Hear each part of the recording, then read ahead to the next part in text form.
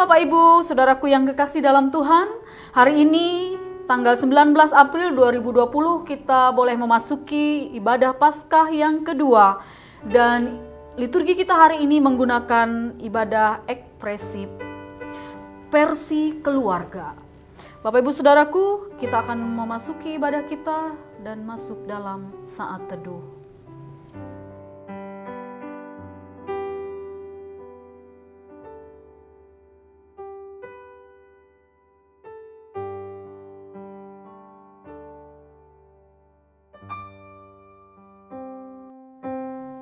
Saudara-saudaraku yang kekasih dalam Tuhan, begitu besar kasih setia Tuhan dalam kehidupan kita. Di sepanjang hari-hari yang kita lalui dan lewati, kita boleh merasakan cinta dan kasih-Nya dalam hidup kita. Karena itu, biarlah kita boleh memuji kebesaran-Nya di tengah-tengah kehidupan kita.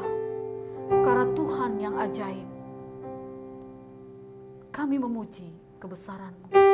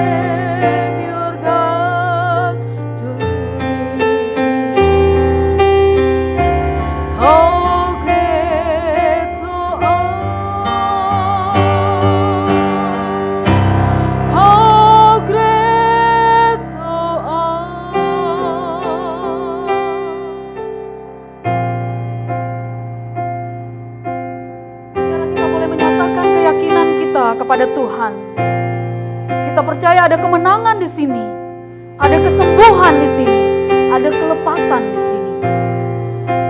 Mari kita menyembah Tuhan dalam kekudusan hadirat-Nya. Kita boleh menghampiri tahta kasih karunia Bapa.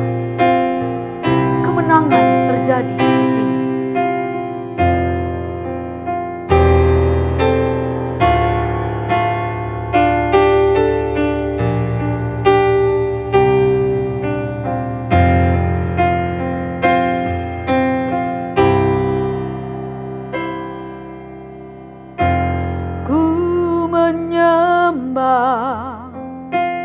Dalam kudus hadirat-Mu,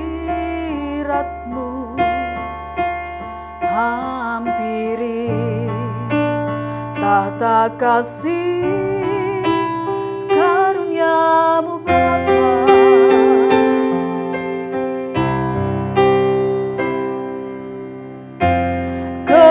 Kekuatanku hanya dalam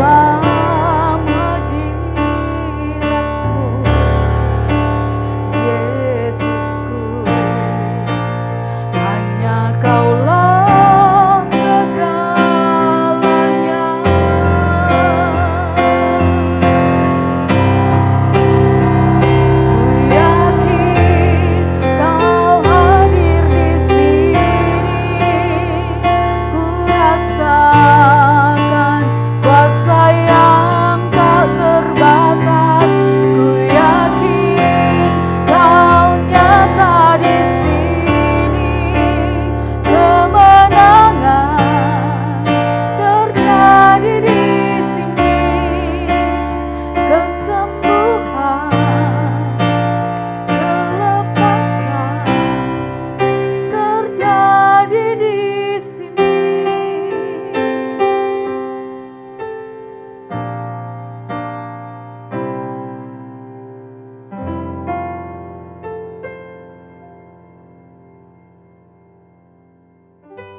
Jemaat sekalian, kita bersama-sama tahbiskan ibadah kita.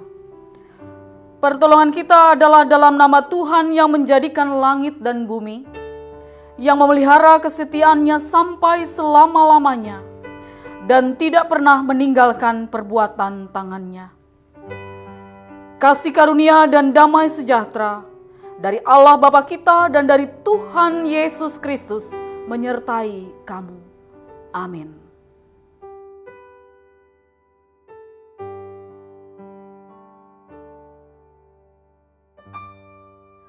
Nas pembimbing bagi kita terdapat dalam Mazmur 118 ayat yang ke-15 dan ayat yang ke-16 yang demikian bunyinya.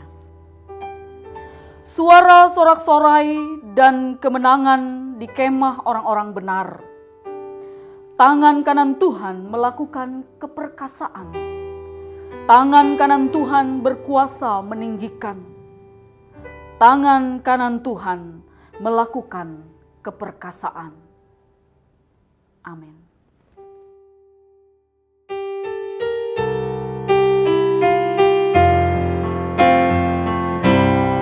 Tuhan telah bangkit, haleluya. Bersukacita, haleluya. Dengarlah suara dari surga. Kristus telah bangkit, haleluya. Hai manusia, dengar Tuhanmu. Pujilah Dia yang menebusmu. Bersorak-sorak dan bergema. Kristus telah bangkit, haleluya.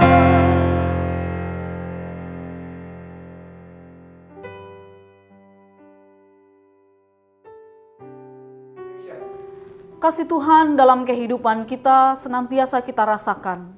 Namun hari-hari hidup kita seringkali kita melakukan kesalahan dan dosa. Karena itu marilah kita tertunduk dan menyatakan kesalahan kita kepada Tuhan dalam doa kepadanya. Mari kita berdoa. Bapa Surgawi, Bapa di dalam Yesus Kristus, kami datang ke hadirat-Mu ya Tuhan, untuk memberi hidup kami, memberi diri kami kepadamu. Biarlah Tuhan Engkau menilik keberadaan kami masing-masing, pribadi lepas pribadi, dengan segala dosa dan kesalahan yang sudah kami perbuat dalam hari-hari hidup kami ya Tuhan. Kami menyakiti hati Engkau, menyakiti hati sesama kami tidak berbagi, kami tidak peduli, kami tidak mengasihi. Karena itu Tuhan, tolonglah kami, ampunilah segala dosa dan salah kami Tuhan, sehingga kami layak di hadapan-Mu. Amin.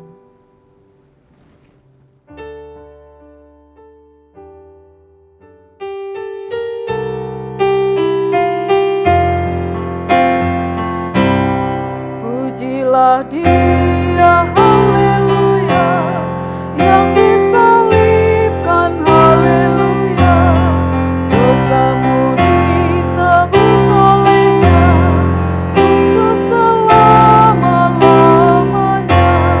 Dosa terhapus oleh darahnya, dalam kasih-Nya ku bahagia. Mari bersyukur dan pujilah, Kristus telah bangkit, haleluya.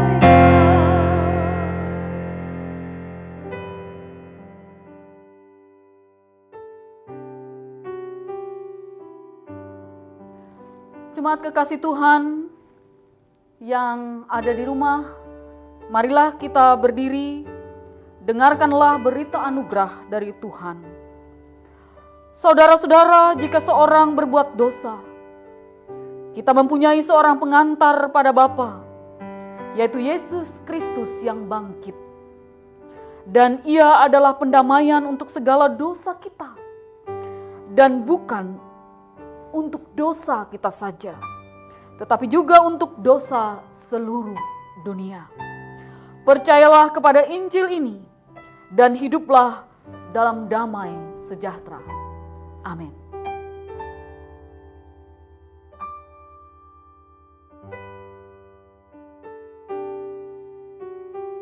Jemaat sekalian yang berada di rumah atau di mana saja, firman Tuhan untuk kita hari ini terambil dari Mazmur pasal 16 ayat 1 sampai 11 yang demikian bunyinya. Bahagia orang saleh, Miktam dari Daud. Jagalah aku ya Allah, sebab padamu aku berlindung. Aku berkata kepada Tuhan, Engkaulah Tuhanku. Tidak ada yang baik bagiku selain Engkau. Orang-orang kudus yang ada di tanah ini, merekalah orang mulia yang selalu menjadi kesukaanku. Bertambah besar kesedihan orang-orang yang mengikuti Allah lain. Aku tidak akan ikut mempersembahkan korban curahan mereka yang dari darah, juga tidak akan menyebut-nyebut nama mereka di bibirku. Ya Tuhan, Engkaulah bagian warisanku dan pialaku. Engkau sendirilah yang meneguhkan bagian yang diundikan kepadaku. Tali pengukur jatuh bagiku di tempat-tempat yang permai. Ya, milik pusakaku menyenangkan hatiku. Aku memuji Tuhan yang telah memberi nasihat kepadaku. Ya, pada waktu malam hati nuraniku mengajari aku. Aku senantiasa memandang kepada Tuhan karena Ia berdiri di sebelah kananku, aku tidak goyah. Sebab itu hatiku bersukacita dan jiwaku bersorak-sorak. Bahkan tubuhku akan diam dengan tentram. Sebab Engkau tidak menyerahkan aku ke dunia orang mati, dan tidak membiarkan orang kudus-Mu melihat kebinasaan. Engkau memberitahukan kepadaku jalan kehidupan. Di hadapan-Mu ada sukacita, berlimpah-limpah. Di tangan kanan-Mu ada nikmat senantiasa. Yang berbahagia ialah mereka yang mendengarkan firman Allah dan yang memeliharanya. Amin.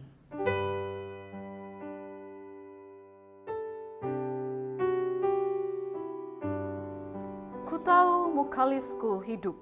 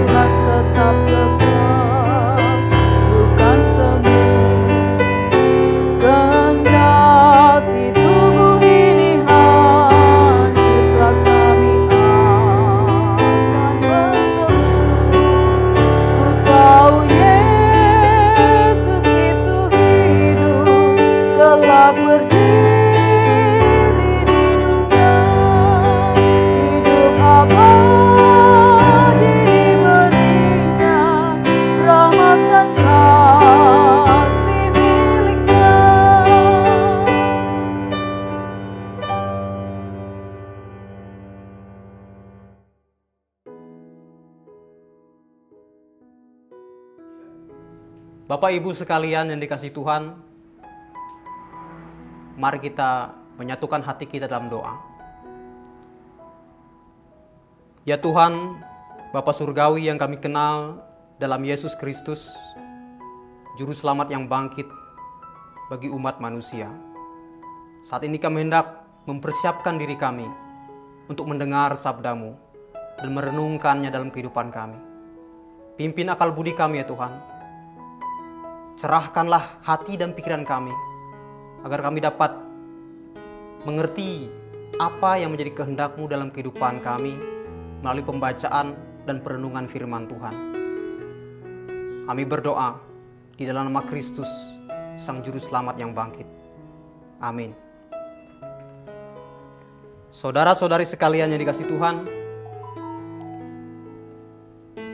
teks Alkitab yang menjadi dasar perenungan kita pada minggu kedua Paskah ini diambil dari surat Petrus yang pertama, pasal 1 ayat 3 sampai ayat 9. Saya akan bacakan untuk kita sekalian. Surat Petrus yang pertama pasal 1 ayat 3 sampai 9 dengan judul Pengharapan, Iman, dan Kasih. Terpujilah Allah dan Bapa Tuhan kita Yesus Kristus, yang karena rahmat-Nya yang besar telah melahirkan kita kembali oleh kebangkitan Yesus Kristus dari antara orang mati, kepada suatu hidup yang penuh pengharapan, untuk menerima suatu bagian yang tidak dapat binasa, yang tidak dapat cemar, dan yang tidak dapat layu, yang tersimpan di surga bagi kamu, yaitu kamu yang dipelihara dalam kekuatan Allah karena imanmu, sementara kamu menantikan keselamatan yang telah tersedia untuk dinyatakan pada zaman akhir. Bergembiralah akan hal itu, sekalipun sekarang ini kamu seketika harus berduka cita oleh berbagai-bagai pencobaan. Maksud semuanya itu ialah untuk membuktikan kemurnian imanmu, yang jauh lebih tinggi nilainya daripada emas yang fana, yang diuji kemurniannya dengan api, sehingga kamu memperoleh puji-pujian dan kemuliaan dan kehormatan pada hari Yesus Kristus menyatakan dirinya. Sekalipun kamu belum pernah melihat Dia, namun kamu mengasihinya. Kamu percaya kepada Dia, sekalipun kamu sekarang tidak melihatnya. Kamu bergembira karena sukacita yang mulia dan yang tidak terkatakan, karena kamu telah mencapai tujuan imanmu, yaitu keselamatan jiwamu. Demikian pembacaan firman Tuhan. Yang berbahagia ialah orang yang mendengarkan firman Tuhan dan melakukannya dalam kehidupan sehari-hari. Amin. Saudara-saudari sekalian yang dikasihi Tuhan, saya menyampaikan salam bagi kita sekalian pada minggu kedua Paskah. Dalam 1 Petrus pasal 1 ayat 3 sampai 9, kita telah membaca suatu teks yang sangat berarti dalam kehidupan jemaat-jemaat penerima surat 1 Petrus. Jemaat-jemaat Tuhan yang tersebar di 5 wilayah di bagian utara Asia Kecil, atau yang sekarang dikenal dengan Turki, menghadapi permasalahan yang besar. Iman mereka kepada Kristus menyebabkan gesekan dalam kehidupan mereka bermasyarakat. Nilai-nilai mereka pegang sebagai pengikut Kristus membuat mereka harus menghadapi diskriminasi, kecurigaan, dan fitnah. Situasi seperti ini tidaklah mudah, terlebih karena status atau identitas mereka di antara penduduk wilayah itu. Penulis surat 1 Petrus ini menyebut mereka sebagai orang-orang pendatang yang tersebar. Sudah lama mereka terhitung di antara warga negara kelas 2, bahkan dikucilkan. Kemudian setelah menjadi Kristen, mereka mendapat perlakuan yang lebih keras. Bayangkan saja, agama baru yang tidak dikenal selalu dipandang dengan penuh kecurigaan. Tidaklah mengherankan, orang-orang Romawi umumnya memang mencurigai setiap kepercayaan asing yang masuk ke dalam lingkungan mereka. Di mata mereka, kekristenan tidak lebih dari sekte baru yang mereka khawatirkan akan mengacaukan tatanan bermasyarakat. Meskipun berlatar belakang bangsa yang tidak mengenal Allah, mereka juga telah mengenal kitab suci. Itulah yang disyukuri oleh penulis surat 1 Petrus. Dan tidaklah mengejutkan jika gambaran diri mereka sebagai orang pendatang yang tersebar disematkan sebagai identitas rohani mereka. Abraham, bapa leluhur dalam iman, pun merupakan seorang pendatang. Dengan demikian, sejalan dengan pengembaraan bapa orang percaya untuk menerima janji Tuhan, mereka pula hidup sebagai orang asing di tengah-tengah masyarakat yang membenci mereka. Hal itu mendapat tekanan yang sangat wajar karena surat Petrus yang pertama ini ditulis kepada mereka dari suatu tempat yang disebutkan dengan nama sandi Babylon atau Babel. Penulis surat Petrus menulis memang dari tempat pembuangannya, juga sebagai orang asing. Surat Petrus yang pertama ditujukan kepada mereka agar mereka senantiasa mendapat kekuatan di tengah pergumulan dan tetap beriman kepada Yesus Kristus. Mereka diajarkan untuk menyadari betapa berharganya bagian yang mereka terima dari Tuhan.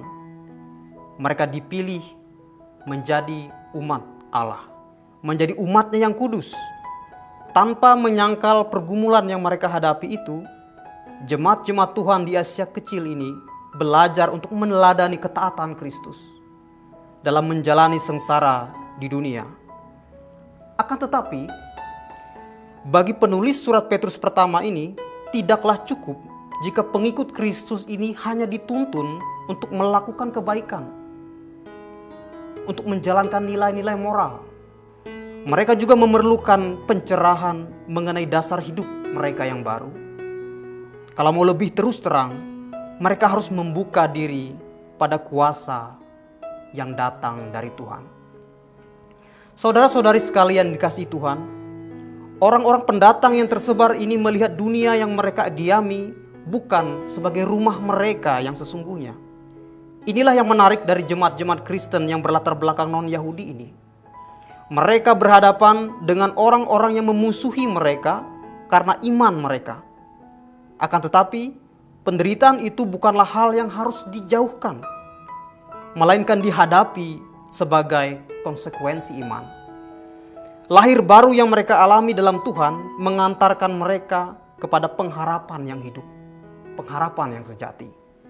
Mereka beralih dari kenajisan kepada kesucian hidup, dari perbudakan kepada kemerdekaan, dari kefanaan kepada kekekalan, dari ketidaktahuan kepada pengetahuan, dari hidup menurut daging kepada hidup dalam roh, dari maut kepada hidup, dari ketidaktaatan kepada ketaatan, dari bukan umat Tuhan kini menjadi umat Tuhan, tidak dikasihani dan kini dikasihani. Pada intinya, lahir baru menandai awal dari suatu perubahan besar, perubahan yang esensial dalam hidup orang percaya. Untuk memberi arahan kepada umat beriman yang teraniaya ini, surat 1 Petrus tidak mengiming-imingi mereka dengan sukacita surgawi atau kelepasan yang ajaib. Dasar iman yang diwartakannya sederhana. Belas kasih Tuhan yang membawa kepada kelahiran baru melalui kebangkitan Yesus Kristus. Jika Yesus yang wafat di kayu salib menghadirkan Allah yang turut menderita, Yesus yang bangkit, menurut surat Petrus yang pertama ini, memberi mereka kekuatan dengan menghadirkan Allah pemenang di tengah segala rupa peristiwa. Dalam iman kepada Kristus yang bangkit inilah, jemaat Asia kecil mengalami kebaharuan ilahi itu. Mereka dikuatkan untuk menghadapi dunia sementara tetap berada di dalam dunia.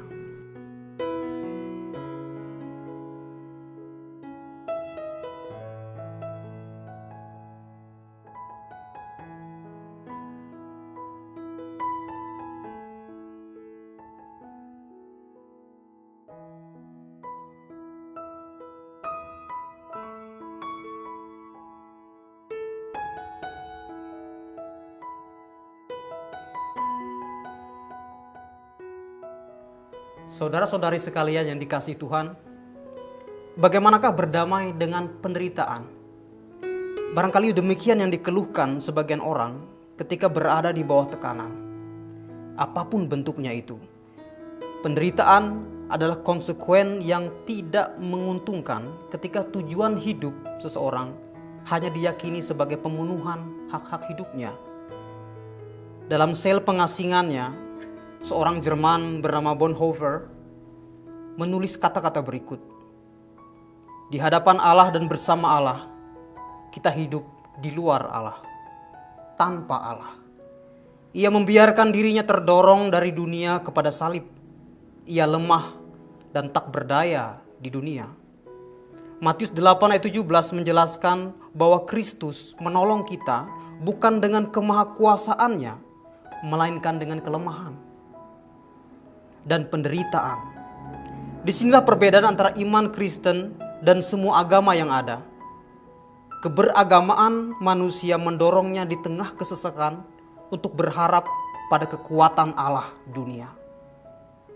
Baginya Allah adalah Deus ex machina. Akan tetapi, Alkitab mengarahkan manusia kepada ketiadaberdayaan Allah dan sengsaranya.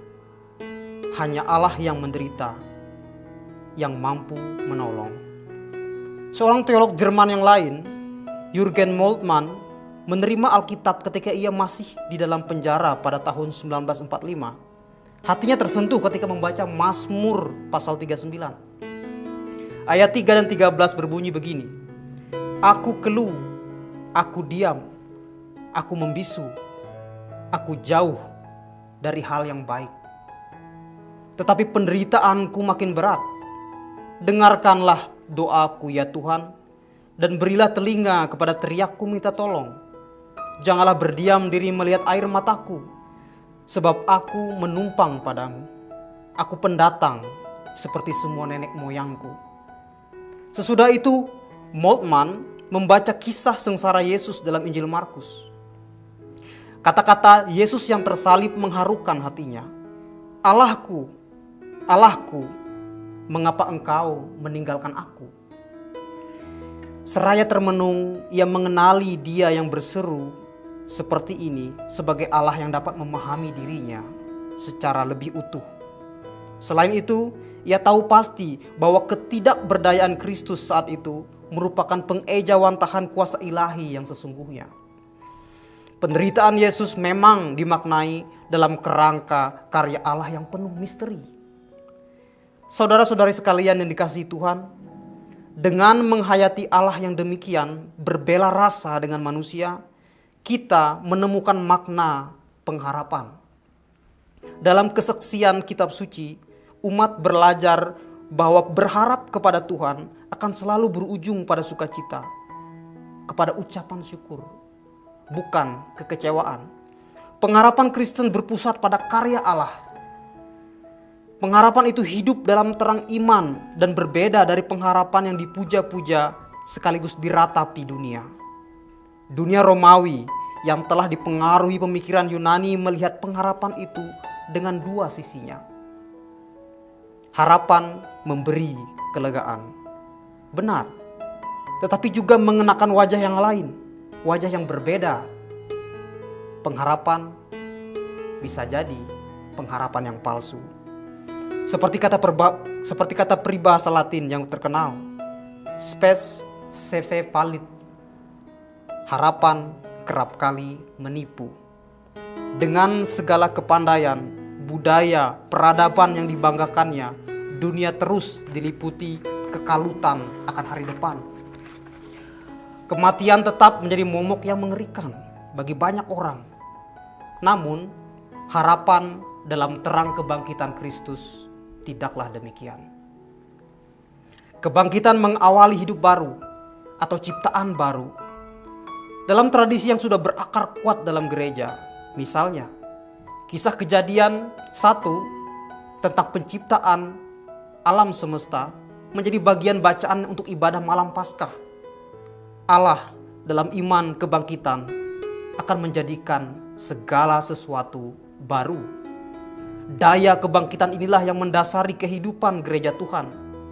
Dan surat 1 Petrus menempatkan pergumulan umat beriman dalam kaitannya yang erat dengan iman kebangkitan itu. Kata kemuliaan memang mengkarakterisasikan kebangkitan Kristus dan dapat dijumpai sebanyak 10 kali dalam surat ini. Rupanya memang kemuliaan bagi umat sebagai cerminan kemuliaan Kristus adalah motif yang cukup kental dalam surat 1 Petrus. Kebangkitan Yesus merupakan model bagi kehidupan yang harus dijalani umat yang tersebar itu. Akan tetapi, kuasa yang hadir dalam peristiwa kebangkitan harus dialami sebagai karya Allah semata-mata. Maknanya hanya mungkin dikenali dalam kerendahan hati, penundukan diri di kaki Tuhan Yesus yang bangkit. Kelemahan, ketakutan, egosentrisme, kuasa, kenyamanan, dan semua keringkihan manusia diletakkan di bawah kaki Yesus. Kuasa ilahi itu memampukan murid-murid untuk menjalankan amanat sang guru. Kuasa yang sama memungkinkan Petrus, salah seorang dari murid Tuhan yang menyangkal Yesus berulang kali, menjadi taat kepada Tuhan.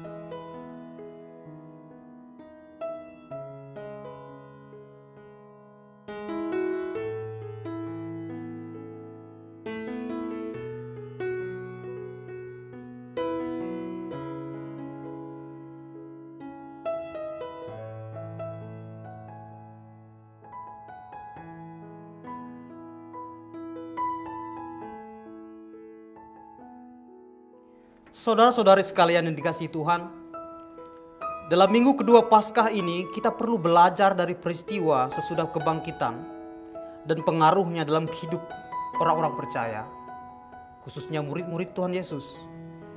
Setelah dibangkitkan, Yesus menampakkan dirinya kepada para murid. Apa yang terjadi? Ternyata murid-murid tidak segera mengenali Dia. Dua murid yang berjumpa dengan Tuhan dalam perjalanan menuju Emmaus misalnya. Mereka menyangka Dia hanya seorang musafir yang tidak tahu menahu tentang berita terkini di Yerusalem. Namun, seiring waktu mata mereka dibukakan. Kristus yang bangkit memberi mereka pengertian yang baru akan kebenaran kitab suci. Ia mencelikkan mata rohani mereka. Dalam peristiwa yang sama, Tuhan berinteraksi dengan para murid sama seperti saat Ia bersama mereka sebelum masuk ke dalam sengsaranya. Orang beriman dipandu dalam terang kebangkitan untuk berjalan menuju kebenaran. Kuasa kebangkitan tidak memunculkan diri dalam peristiwa-peristiwa menghebohkan, karena tujuannya hanya satu, Allah yang dimuliakan dalam hidup orang percaya. Bagaimana dengan penderitaan umat di 5 wilayah Imperium Romawi ini? Apa yang harus mereka perbuat? Mereka dibimbing untuk percaya bahwa masa depan yang mereka nanti-nantikan layaknya musafir adalah puji-pujian, kemuliaan, dan kehormatan. Dan untuk memperoleh tempat di tengah-tengah masyarakat Romawi, mereka tidak dituntut untuk mempromosikan diri mereka, mempromosikan kelompok mereka itu dengan tanda-tanda atau mukjizat.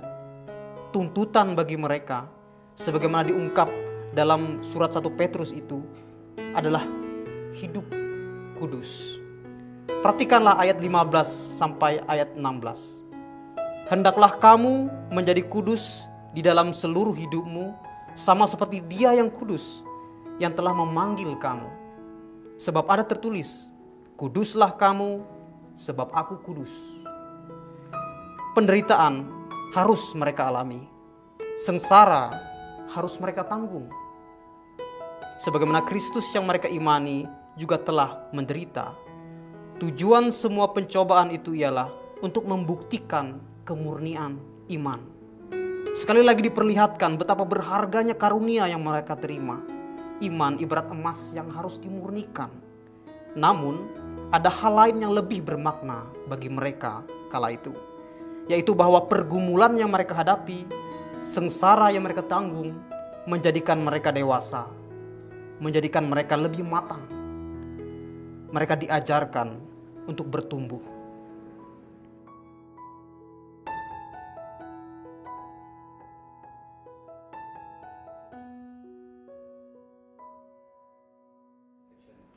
Saudara-saudari sekalian yang dikasihi Tuhan, hidup kudus merupakan imperatif yang tidak pernah pudar relevansinya bagi dunia jemaat-jemaat pembaca 1 Petrus, bahkan untuk saat ini.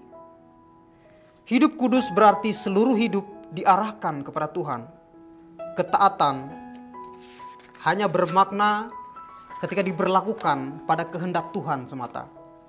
Namun, dunia kita tidak bisa diabaikan begitu saja. Sebagai garam dan terang, umat beriman harus memberi dampak bagi dunianya. Kekudusan hanya mungkin mendapat maknanya yang termulia dalam sebuah relasi. Kasihilah sesamamu seperti dirimu sendiri. Perintah ini adalah perwujudan dari kekudusan itu. Bapak Ibu sekalian, di tengah wabah COVID-19 yang menimpa manusia di berbagai tempat saat ini, seruan kasihilah sesamamu seperti dirimu sendiri dapat dipahami sebagai imperatif sosial. Karena setiap orang tahu dan perlu tahu bahwa tidak ada yang bisa luput dari ancaman wabah ini.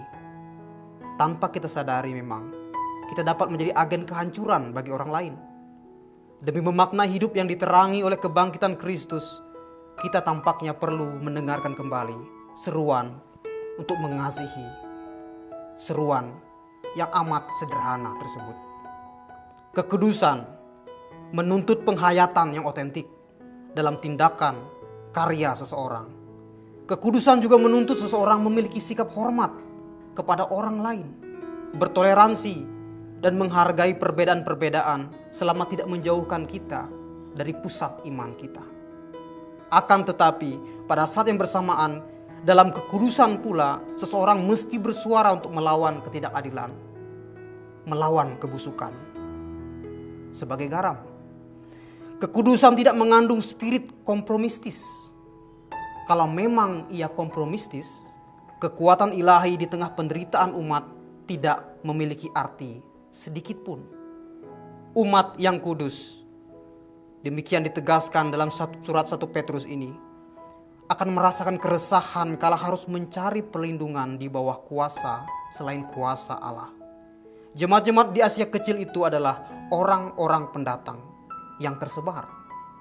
Identitas spiritual ini menghadirkan ketegangan yang kreatif. Mereka diutus ke dunia, tetapi bukan dari dunia. Begitu juga kita saat ini. Tuhan memberkati kita. Amin.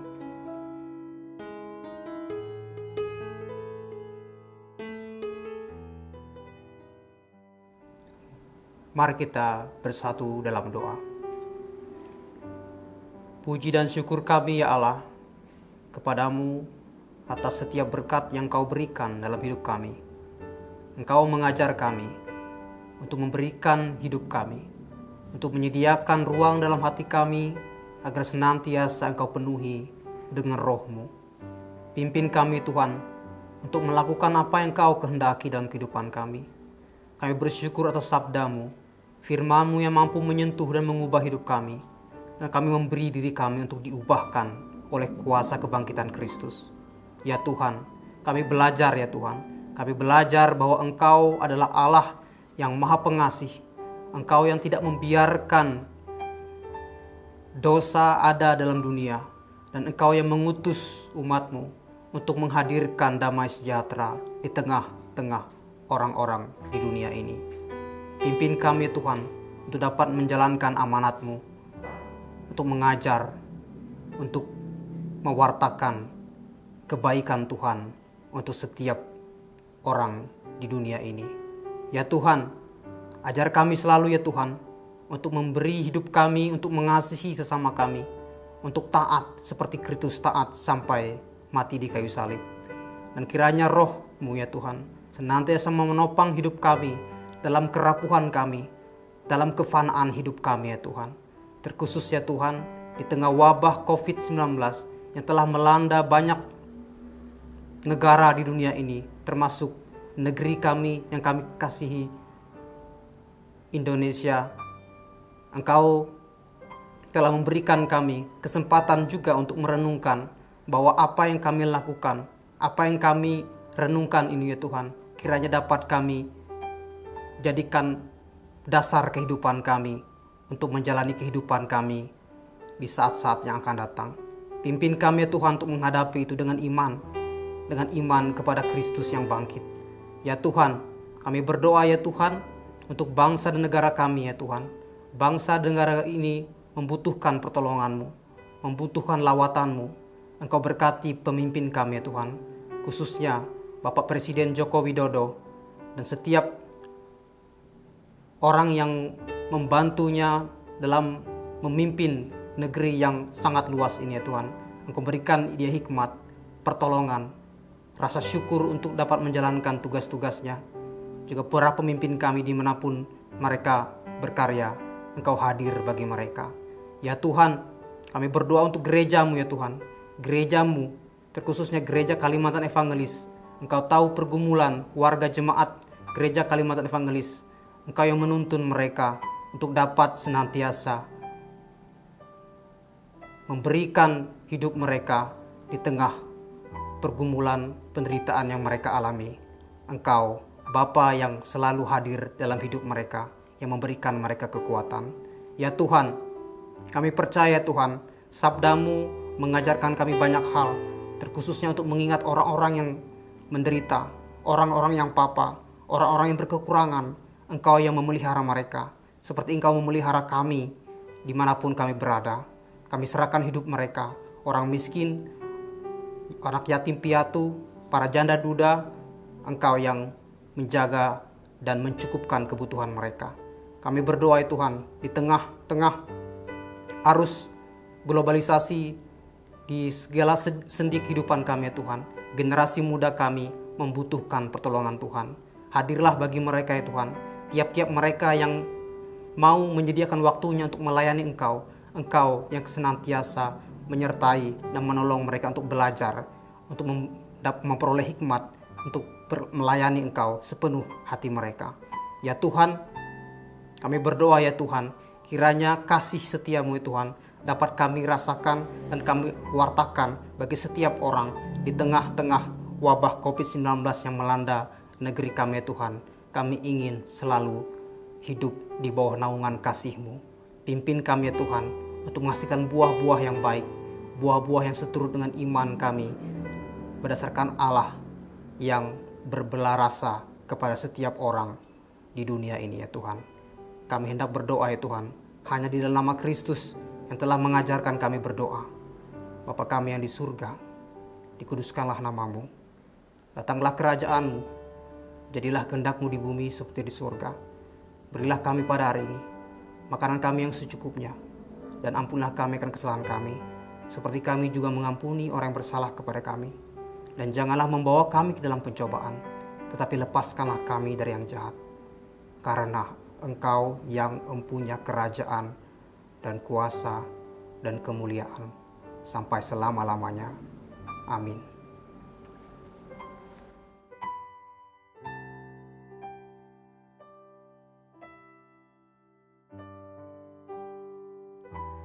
Jemaat kita bangkit berdiri bersama-sama dengan sekalian orang percaya dari segala masa dan tempat, kita mengucapkan pengakuan iman.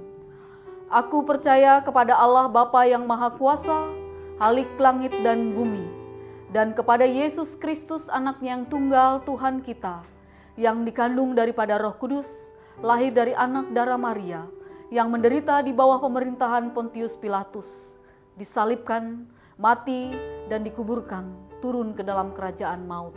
Pada hari yang ketiga, bangkit pula dari antara orang mati, naik ke sorga, duduk di sebelah kanan Allah Bapa yang Maha Kuasa, dan akan datang dari sana untuk menghakimi orang yang hidup dan yang mati.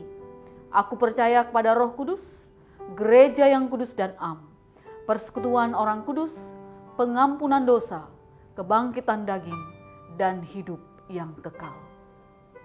Haleluya.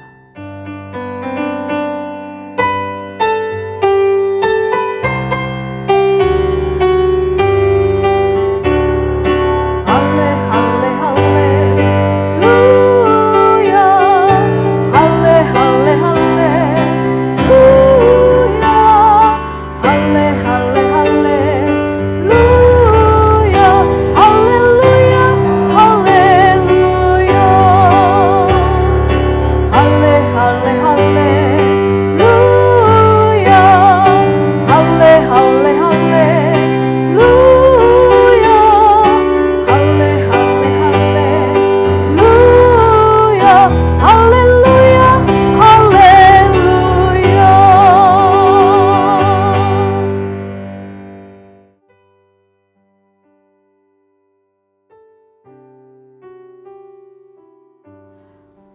Saudara-saudara, kita akan bersama-sama mengumpulkan persembahan syukur kita kepada Tuhan.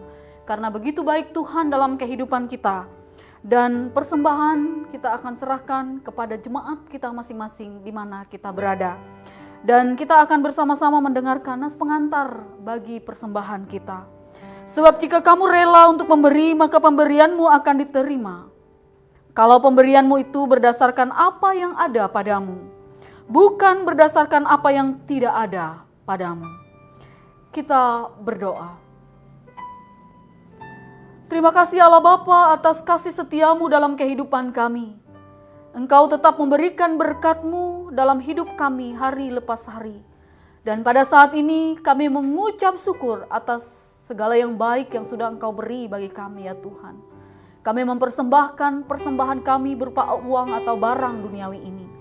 Biarlah Tuhan Engkau sucikan dan kuduskan persembahan kami, agar boleh menjadi kepujian dan kemuliaan bagi nama-Mu. Bersama itu juga Tuhan, kami menyerahkan seluruh kehidupan kami untuk menjadi persembahan yang berbau harum di hadapan-Mu. Kami juga menyerahkan para majelis yang mengelola keuangan ini. Biarlah mereka Tuhan berkati, Tuhan beri hikmat agar mampu mengelola keuangan ini dengan baik dan benar. Terima kasih Allah Bapa. Doa ini kami alaskan hanya di dalam nama Yesus Kristus Tuhan kami. Haleluya. Amin.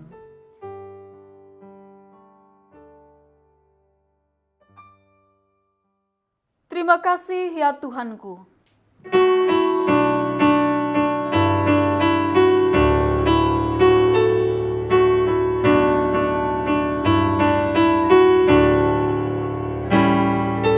Terima kasih ya Tuhanku atas hari pemberian-Mu, hari baru limpah rahmat dan dipenuhi oleh kasih-Mu. Kau curahkan pada umat-Mu, Kau curahkan pada umat-Mu. Kan ku pakai waktu itu melakukan tanggung jawabku. Kita nyanyikan bait yang kedua. Kan ku pakai waktu itu melakukan tanggung jawabku dan menolong sesamaku menurut firman serta karya-Mu. Karena itu makna kasih-Mu, karena itu makna kasih-Mu.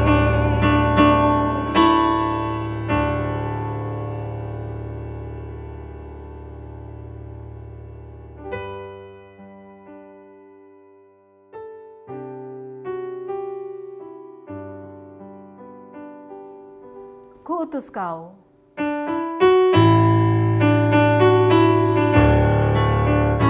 Utus Kau mengabdi tanpa pamrih, berkarya terus dengan hati teguh, meski dihina dan menanggung duka.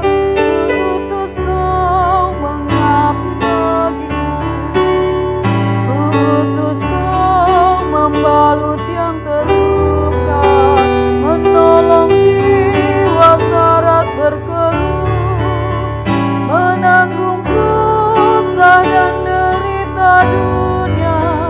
Ku utus Kau berkorban bagiku. Karena Tuhan mengutusku, ku utus Kau.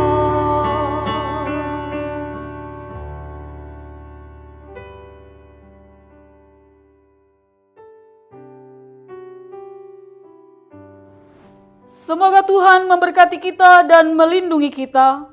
Semoga Tuhan menyinari kita dengan wajah-Nya dan memberi kita kasih karunia. Semoga Tuhan menghadapkan wajah-Nya kepada kita dan memberi kita damai sejahtera. Amin.